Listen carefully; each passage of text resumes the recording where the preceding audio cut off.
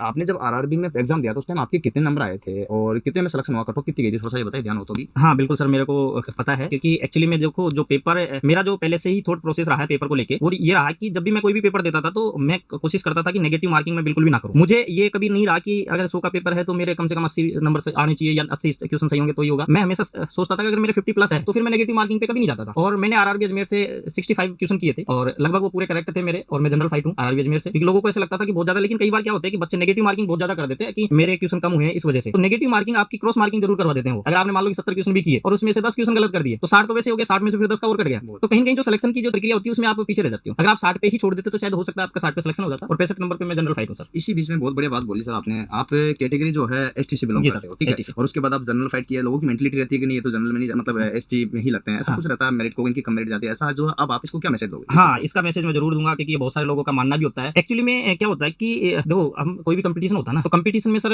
हर category के लोग बैठते हैं। और जहां तक ये लोग मानते हैं कि एसटी कैटेगरी वाले जनरल में चले जाते हैं तो वो जनरल कंपटीशन के साथ जाते हैं। ऐसा नहीं है कि अपने कि भाई जनरल एसटी का है उसको कोई प्लस करके उसको जनरल में दे दिया गया हो। जनरल की जो कट ऑफ जाती है अगर आप उसको क्रॉस कर रहे हो, वो आपके अंदर काबिलियत है तो आप जनरल फाइट कर पाओगे। और अगर आपके अंदर वो काबिलियत नहीं है तो आप जनरल के लायक वैसे भी नहीं हो, तो फिर आपको ये भी नहीं कहना चाहिए कि मैं जनरल जाऊं या ऐसा कुछ भी। तो ऐसा कुछ भी नहीं है, आपके टैलेंट अगर जनरल के हिसाब से है, क्योंकि टैलेंट किसी कास्ट को या किसी कैटेगरी को बिलोंग नहीं करता। टैलेंट एक इंसान का होता है, वो किसी में भी हो सकता है, वो किसी भी कास्ट में हो सकता है। तो आप अपने टैलेंट के हिसाब से जो आरआरबी का जो पैनल है वो आपका सिलेक्शन करता है, उसी के आधार पर आपका सिलेक्शन होता है सर।